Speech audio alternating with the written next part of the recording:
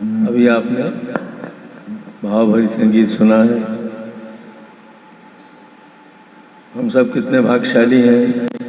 सुबह यज्ञ हुआ, पवित्र क्षेत्र में बैठे हुए हैं, कल कलश यात्रा हुई और आज परम पूज्य गुरुदेव जी का संदेश सुन रहे हैं। अभी टोली के टोली नायक हमारे वर्मा जी ने इसके पहले रामायण के माध्यम से शर्मा जी ने कुछ बात बताई थी, कैसे सत्संग का लाभ होता है बड़े अच्छे तरीके से। और आपने ये बताया कि कैसे गायत्री मंत्र की उत्पत्ति कहाँ आई, ब्रह्मा ऋषि थे, जैसे आप साथ तो गए हुए, अब करें क्या इस दुनिया में आकर के, किधर जाए। तब अंतः प्रेरणा आई कि भगवान अंदर बैठा है, तो आकाशवाणी कहते हैं उसी को। और वही गायत्री मंत्र की आवाज़ आई, और फिर कहाँ से कहाँ हो गया, और वेद बन गए और सब कुछ हो गया, और मानो मात्र उसका लाभ लेने लगा है। आइए हम और आप एक बार हम गायत्री मंत्र का भावार्थ कहते हैं। भावार्थ आप लोग सब अकेले में थोड़ा याद कर लीजिए, उसको पूरा याद ना हो तो कोई बात नहीं है, थोड़ा याद करिएगा। अभी तो पूरा हम कहेंगे आपसे। हम इसलिए कह रहे हैं कि जब तक आप अकेले में बैठकर उस पर विचार नहीं करेंगे, वो भाव अंदर जाएगा ही नहीं। और जब तक कोई बात मन में नहीं जाएगी, उसका लाभ कैसे होगा। अंदर जाएगी तभी कुछ होगा, तभी आचरण में आएगा। तो आइए अभी हम भावार्थ आप हमारे साथ कहें, फिर आप इसका ध्यान करेंगे, वो ही बता देंगे, जिससे कि जैसा पूज्य गुरुदेव जी ने कहा है वो पूरा लाभ मिलता हुआ चला जाए। कमर सीधी कर लेंगे। उस प्राण स्वरूप दुख नाशक सुख स्वरूप श्रेष्ठ तेजस्वी पापनाशक देव स्वरूप परमात्मा को अपनी अंतरात्मा में धारण करते हैं। वह परमात्मा हमारी और हम सभी की बुद्धि को श्रेष्ठ मार्ग में प्रेरित करें।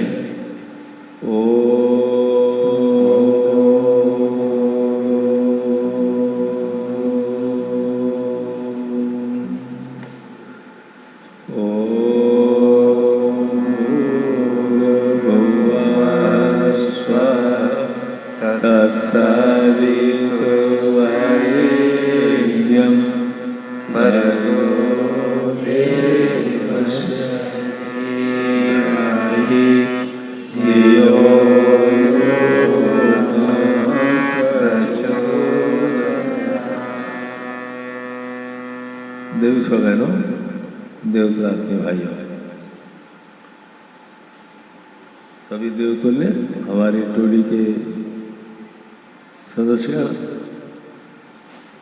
परमात्मा की ऐसी बड़ी कृपा है कि हम आप इस समय बैठे हुए हैं जिसमें सारी दुनिया में परिवर्तन का चक्र चल रहा है, परिवर्तन हो रहा है। आप कहेंगे किसका परिवर्तन हो रहा है। ईंटे पत्थर का परिवर्तन तो होता ही रहता है, उसकी कोई बड़ी बात नहीं होती।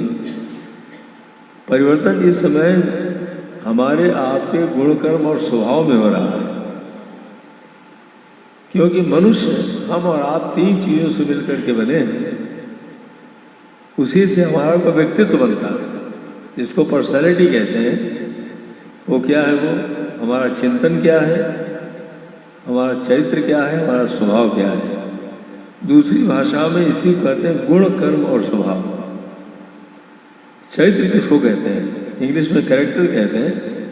जिस चीज को हम सोचते रहते हैं, जो भावना जो विचार हमारे मन में बहुत देर तक चलता रहता है और अच्छा लगने लगता है, वही मन में बैठ जाता है, फिर वो हमारी आदत पड़ जाती है। उसी की चरित्र कहते हैं। कैरेक्टर अच्छा भी हो सकता है, बुरा भी हो सकता है। जैसे सुबह कोई आदमी सो करके उठने लगे अभी 4 बजे, पहले तो खराब लगेगा उसको, लेकिन 21 दिन या 24 दिन के अंदर अगर लगातार उठता रहेगा उसकी आदत पड़ जाएगी, फिर बिना उठे वो रह ही नहीं सकता है। आपने कभी देखा, पूछिए आप किसी, हमने पूछा, बीड़ी पीने वालों से हमने पूछा कि भाई तुम जब बीड़ी पीना शुरू किए थे तो तुमको कैसा लगा था?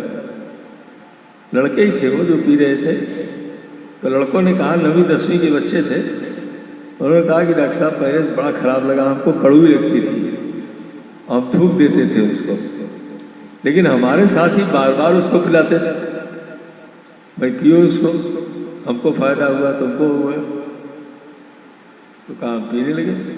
तो 15-20 दिन में फिर वो आदत पड़ने लगी उसकी, और 1 महीने में इतना पक्का हो गया, फिर कहने का अब तो वो बिना उसके रह नहीं पाते, हमारा पेट ही नहीं साफ होता। अब ये क्या बात है भाई, आदत पड़ गई कि नहीं पड़ गई? जैसा कुछ हम आप करते हैं, किसी बात को सोचते रहिए, अच्छा लगने लगेगा, बैठ जाए, तो क्या करना चाहिए? अगर हम आप कोई गलत बात को सोचते रहेंगे, हम आप मनुष्य हैं नहीं है। मनुष्य शब्द मनन से बना हुआ है। मनन किसको कहते हैं? मनन का मतलब जो गुण हमारे अंदर नहीं है उसको पैदा करना, उसको बढ़ाते जाना, और इतना बढ़ा देना हमको खुद अच्छा लगने लगे और लोगों को लाभ होने लगे। जैसे हम पहले, संस्कृत की भाषा है, अंग्रेजी है, या मैथमेटिक्स है, या विज्ञान है, ये हमको नहीं मालूम है, लेकिन हमने उसको शिक्षण दिया, उसका पढ़ा, सबके लिए हम कह रहे हैं। फिर वो बात हमारी समझ में आ गई, हम उसको करने लगे, और करने लगे तो हमको फ़ायदा हो गया, उनको फ़ायदा हो गया। इसको शिक्षण कहते हैं। सीखना तो पड़ा, बिना सीखे कोई बात अंदर थोड़ी जाएगी। अगर मनुष्य के बच्चे को भी शिक्षण न दिया जाए तो मनुष्य का बच्चा कैसा हो जाता है? जैसा पशु का बच्चा होता है, ठीक वैसे ही हो जाएगा, कोई अंतर नहीं पड़ता उसमें। पिछले साल की बात है, उत्तर प्रदेश में एक जगह है बहराइच के जंगल में वो कुछ महिलाएं लकड़ियां बिड़ रही थी जंगल में, लकड़ी ले आती खाना पकाने के लिए। तो उन्होंने देखा कि बंदरों की झुंड में एक मनुष्य का बच्चा है। अब लड़का लड़की ये नहीं मालूम, क्योंकि जब वो महिलाएं जाने लगी तो सारे बंदरों ने उसको घेर लिया और डर के मारे भाग नहीं सकते।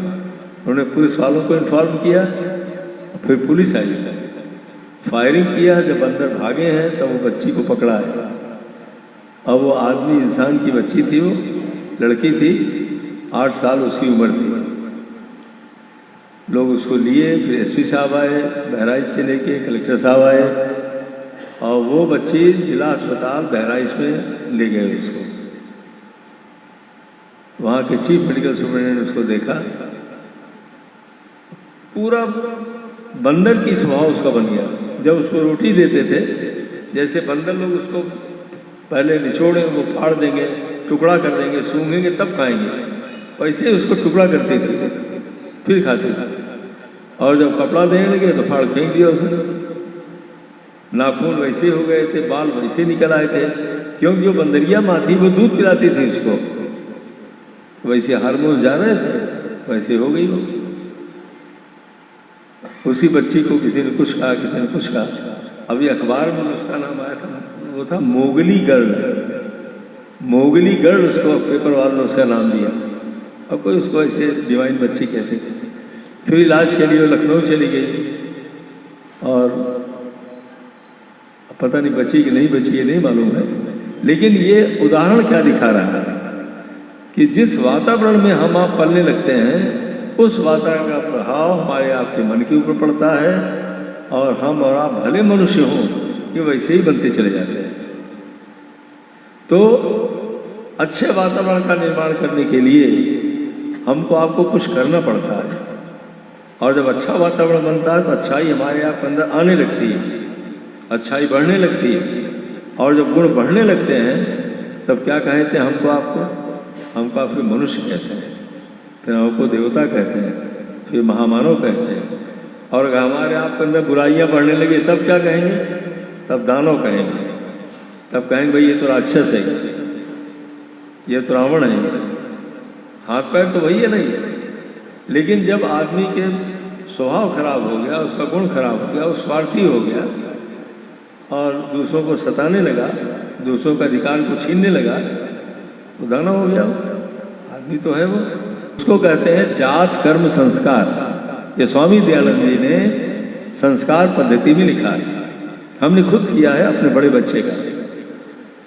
तो जैसे ही बच्चा पैदा होता, यजुर्वेद का मंत्र है, सोने की सलाखा से मधु के द्वारा बच्चे के मन के जबान पर लिखा जाता है। बेटे ओम लिखते हैं 3 बार, लेकिन उसके कान में हिंदी में कहते हैं।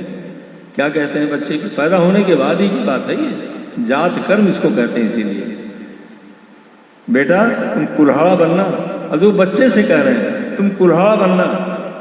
दूसरी बात कहे तुम पत्थर बनना, और तीसरा कहते खरबूजा मत बनना। अब आप समझते हैं क्या मतलब है?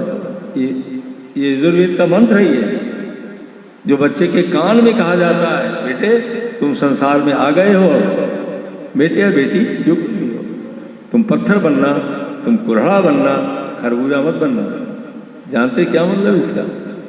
तुम्हारे सामने कितनी समस्या आएंगी इस जीवन में, लेकिन पत्थर के तरीके से अड़िग रहना, हिलना मत।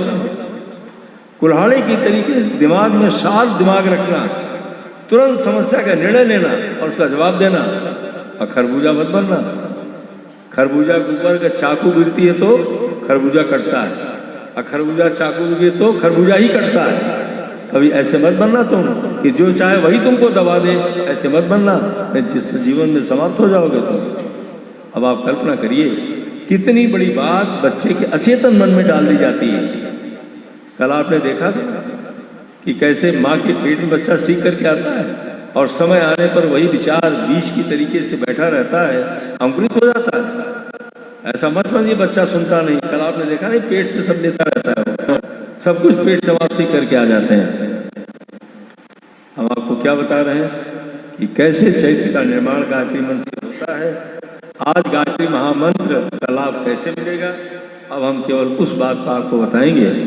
इसका लाभ कब मिलेगा? आप कहें क्या लाभ मिलेगा इसका? गायत्री महामंत्र सद्बुद्धि की देवी है, चारों वेदों का सार है, निचोड़ है। इसे ऋग्वेद में 1 बार, सामवेद में 2 बार, यजुर्वेद में 1 बार, यही गायत्री मंत्र आया हुआ है। जबकि चारों वेदों में कुल मिलाकर के लगभग 20,000 मंत्र हैं। ऋग्वेद, यजुर्वेद, सामवेद, अथर्ववेद, और जो चारों वेद हैं ये गायत्री महामंत्र के चारों की 4 टुकड़ों की व्याख्या है। ओम भूर्भुवः स्वः इसकी व्याख्या है ऋग्वेद, तत्सवितुर्वरेण्यम इसकी व्याख्या यजुर्वेद, भर्गो देवस्य धीमहि इसकी व्याख्या है सामवेद, और धियो यो न प्रचोदयात् इसकी व्याख्या अथर्ववेद। चारों वेद इसी गायत्री महामंत्र की केवल व्याख्या है और कुछ नहीं है। अब जैसा अभी हमारे वर्मा जी ने कहा कि अथर्ववेद में का 19वां अध्याय 17वां सूत्र कहता, हे मनुष्यों, गायत्री माता कहती, हे मनुष्यों, वेद माता गायत्री स्तुता मया वरदा वेद माता प्रचोदयंताम। वेद माता कोई पंडित नहीं कह रहा है, कोई ज्ञानी नहीं कह रहा है, स्वयं वेद भगवान ही वेद माता उसको कह रहे हैं गायत्री मंत्र को। वेद का मतलब ज्ञान, माता मतलब निर्माण करने वाली, क्योंकि संपूर्ण ज्ञान का निर्माण इसी गायत्री महामंत्र से हो रहा है। तो स्वयं वेद भगवान कहते हैं वेद माता, इसीलिए वेद माता गायत्री उसको कहते हैं। वेद माता प्रचोदयंताम पावमानी दुदन। वो माँ क्या करेगी? पहला काम क्या करती है? मन को पवित्र करती है। पावनानी मतलब पवित्र करना। जब मन पवित्र कर देती है, फिर अच्छे विचारों से भर देती है, तब देना शुरू करती है। अब जो हमारी माताएं बैठी हैं, आप खुद देखिए, बच्चा चाहे जितना रो रहा हो, अगर वो पाखाना पेशाब किए हुए है, गंदा है, तो कभी आप उसको दूध कभी नहीं पिलाएंगे। साफ करेंगी, कपड़ा पहनाएंगी, साफ, फिर उसको भोजन देंगी, ऐसा करेंगे। ये तो दुनिया का नियम है। कपड़ा गंदा है तो उसको पहनेगा थोड़ी, साफ करेगा, व्यवस्थित करेगा तो पहनेगा। ऐसे ही गायत्री माता क्या करती है? पहला काम हमारे आपके मन को पवित्र करती है। आप कहें पवित्र करना क्या है? जैसे हमारे आलस बहुत है तो उसको पुरुषार्थ में बदल देगी, गुस्सा बहुत है तो कम कर देगी, फिजूल खर्ची बहुत है तो उसको घटा देगी। इसी कहते हैं पवित्र होना, और कुछ पवित्र थोड़ी। जो गंदगी हमारे आपके मन में बैठी, सभी के मन बैठी रहती है, भगवान श्री कृष्ण ने गीता में यही तो कहा है, हे मनुष्यों, तुम्हारा दुनिया में कोई दुश्मन नहीं है, तुम्हारा दुश्मन खुद तुम्हारा मन है, और वही तुम्हारा मित्र है, वही बांधता है, वही छुड़ाता है। हम आप कहते हैं बन गए बन गए, अरे कौन बांधेगा हमको? हमको बांधने वाला हमारा मन है। श्री भगवान कहते हैं गीता में कि मन एवं मनुष्याणाम कारणम बंध मोक्षयो, मन ही मनुष्य के बंधन का और मोक्ष का कारण है। और बांधने वाला कौन है? 3 चीजें, एक लोभ जिसको लालच कहते हैं, दूसरा मोह जिसको लगाव कहते हैं, और तीसरा अहंकार। अहंकार का मतलब हमारी बात मानी जाए, हमारी बात सुनी जाए, हमसे बड़ा कोई नहीं है, हम जो कह रहे हैं वही ठीक है। ये अहंकार का प्रदर्शन है। जबकि सत्य बात तो बच्चे के मुंह से भी निकल कर आएगी, सत्य तो वहां भी है, लेकिन नहीं, उसको सुनना ही नहीं चाहते। इसी को कहते हैं मन की गंदगी। भगवान कहते हैं इसीलिए काम, क्रोध, लोभ, मोह, शोक, ईर्षा, द्वेष, अहंकार, ये गीता भगवान स्वयं कहते हैं। काम जानते किसको कहते हैं? काम मतलब इच्छा। क्रोध तभी पैदा होता है जब हमारी इच्छा की पूर्ति नहीं होती, लेकिन हमारी इच्छा गलत है तो कैसे पूर्ति होगी भाई? हो नहीं सकती। लेकिन हम इच्छा करते हैं ऐसा होना चाहिए, वो होने वाला है नहीं, खट से गुस्सा आ जाएगा। अब क्रोध आ गया तो ज्ञान खत्म हो गया, विवेक खत्म हो गया, फिर आदमी उल्टा पलटा बोलने लगेगा। फिर क्या होगा? फिर सारे उसके बच्चे पैदा होते चले जाएंगे। ईर्षा है, द्वेष है, अहंकार है, फिर तो सब कुछ होता चल रहेगा। तो इसको हटाएगा कौन? कोई और नहीं हटाने वाला। इस दुनिया बना हुआ है, विचार विचार को काटता है, कांटे से कांटा निकलता है, लोहा लोहे के पास जाता है, सोना सोने के पास जाता है। ये प्रकृति का नियम है। इसीलिए हम आप जब गायत्री महामंत्र का जब करते हैं तब वो पहला काम पवित्रता काम करती है। लेकिन पवित्र हम आप कब होंगे? ये लाभ कब मिलेगा? अब इसका जवाब कौन देता है? इसका उत्तर देते हैं शिव पार्वती संवाद में। इसका उत्तर आता है गायत्री मंजरी में। माँ पार्वती ने भगवान शिव से पूछा कि भगवान आप तो त्रिकालज्ञ हैं, आप त्रिकालज्ञ तो आप समझते होंगे कि भूत भविष्य वर्तमान सब जानता, उसको त्रिकालज्ञ कहते हैं। भगवान शिव से माँ पार्वती कहती हैं, भगवान आप तो त्रिकालज्ञ हैं, आप तो अपनी इच्छा से अपनी शरीर भी बदल देते हैं, दूसरे की मनोकामनाओं को आप पूरा कर देते हैं, आप भाग्य का परिवर्तन भी करने में सक्षम हैं। अब खुद ही माँ पार्वती कह रही हैं। तब भगवान शिव कहते हैं भारिये, माँ पार्वती कहते हैं भारिये, तुमने क्योंकि तुमने प्रश्न को पूछा है इसलिए हम जरूर इसका जवाब देंगे। उन्होंने कहा आज जो मुझको सिद्धि मिली हुई है ये हमारे गुरु के कारण मिली है, हमारे गुरुदेव के मार्गदर्शन में मिली है। ये आप जानते हैं ना कि भगवान राम के गुरुदेव कौन थे? वशिष्ठ विश्वामित्र थे ना, उन्हीं के मार्गदर्शन चले ना। और गायत्री मंत्र के दृष्टा शिव जी स्वयं थे। और रावण का गुरु कौन था? शिव, वो भी गुरु मानते थे। लेकिन बात थी ये, तो शिव की बात, गुरु की बात नहीं सुनते थे, बस नहीं मानते थे। उनको शक्ति तो मिली गई थी उनको। तब भगवान शिव कहते हैं, वो श्लोक है बाकायदा कि गायत्री तू परा विद्या। भगवान शिव कहते हैं माँ पार्वती से कि गायत्री परा विद्या है। आप कहेंगे परा किसको कहते हैं? जो आंख से दिखाई नहीं पड़ती लेकिन सारा काम करती रहती है। इंग्लिश में उसको मेटाफिजिकल साइंस कहते हैं। एक फिजिकल साइंस है जो आंख से दिखाई पड़ती है, शरीर दिखाई पड़ रही है। फिजिक्स में हम आप क्या पढ़ते हैं? मैटर एंड एनर्जी, किसी को फिजिक्स कहते हैं। मैटर पढ़ रहे हैं, आँख से दिखाई पड़ रही, एनर्जी की स्टडी कर रहे हैं। तो जो आँख से दिखाई न पड़े और सारा काम करती रहे, संचालन कर रही हो, उसी को पराविद्या, संस्कृत का शब्द है ये, इंग्लिश में मेटाफिजिकल साइंस को कहते हैं। और जो दिखाई पड़ती है उसको कहते हैं अपरा। अपरा मीन्स फिजिकल। गायत्री तू पराविद्या, भगवान कह रहे हैं, तत्फलम वाप्तव्ये गुरु। इसके संपूर्ण लाभ जो वेद भगवान कहते हैं तब मिलेगा। कब मिलेगा? और वो शर्त दे रहे हैं, गायत्री तू पराविद्या तत्फलम वाप्ते गुरु साधकेना विधातव्यो। साधकेना विधातव्यो गायत्री तत्व पंडिता। साधक जब ऐसे मार्गदर्शक को स्वीकार करेगा जो गायत्री तत्व का ज्ञाता हो, उसकी हर बात को समझता हो, उनके जीवन में हो, और जीवन में ही नहीं अपने शिष्य के मन को पढ़ने में सक्षम हो, परिस्थितियों के अनुसार रास्ता दिखाने में सक्षम हो। जब ऐसा कोई भी सदगुरु आएगा तो वही गायत्री महामंत्र की सारी फलश्रुति को प्रदान करेगा, जो स्वयं वेद भगवान कहते हैं कि आयु प्राणम प्रजाम पशुम कीर्तिम द्रविणम। ये गायत्री माता कितना देती है? 7 चीज बिना मांगे देती है। ये मांगना थोड़ी पड़ता है उससे। माँ से क्या मांगना भाई? माँ तो सब जानती है हमारे बच्चों को क्या चाहिए। आप कहेंगे फिर गायत्री इतनी बड़ी शक्ति है, तो ये आप देख रहे हैं माँ के रूप में बैठी नहीं, तो क्या वो ऐसे उसकी शरीर है क्या? नहीं, परमात्मा निराकार सत्ता है, उसकी कोई प्रतिमा नहीं हो सकती। तो प्रतिमा क्यों बनाई गई है? हमारे भारतीय ऋषि कितने बड़े मनोवैज्ञानिक थे।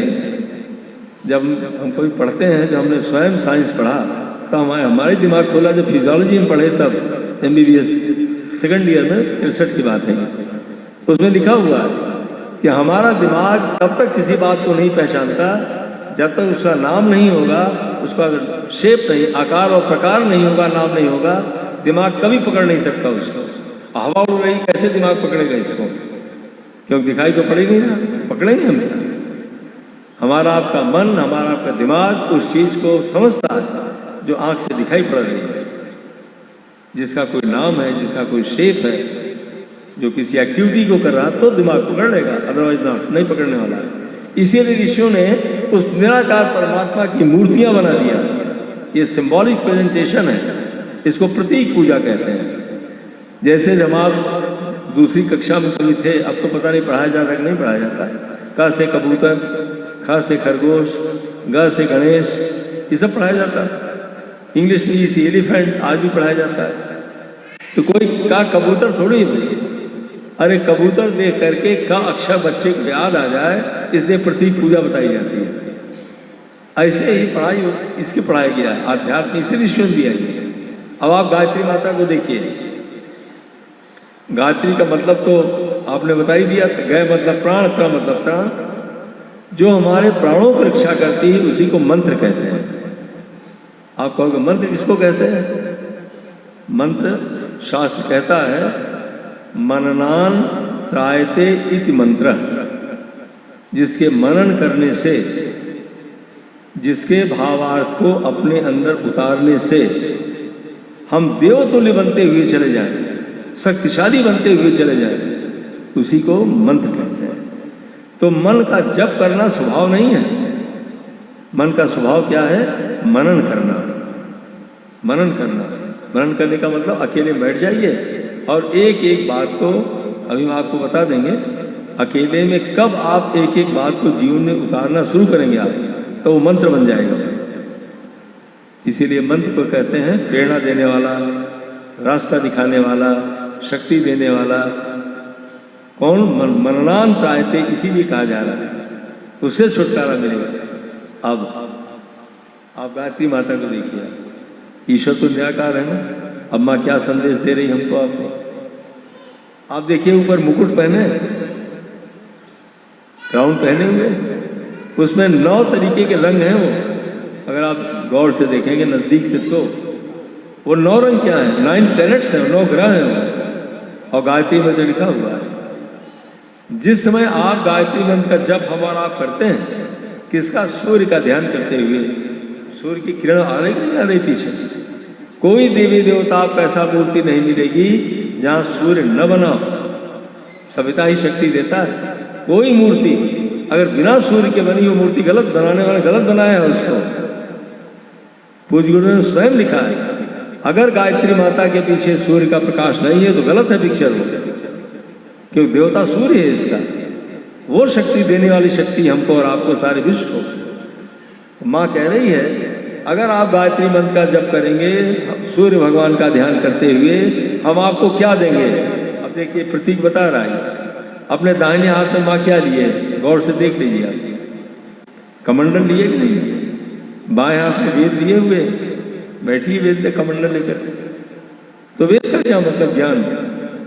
माँ कहती बेटा अगर तो हमारी शरण में आओगे तो हम पहली चीज आपको देंगे ज्ञान। आप कहेंगे ज्ञान किसको कहते हैं? पढ़ने को ज्ञान नहीं कहते।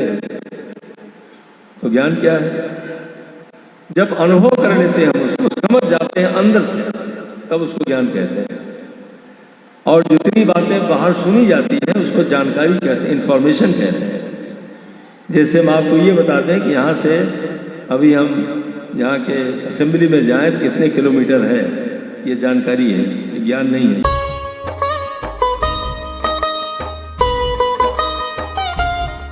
हमारे YouTube चैनल अखिल विश्व गायत्री परिवार पंचकुला को सब्सक्राइब करें एवं बेल आइकन ज़रूर दबाएं ताकि गायत्री परिवार पंचकुला की मिशन से संबंधित गतिविधियों की जानकारी आपको मिलती रहे।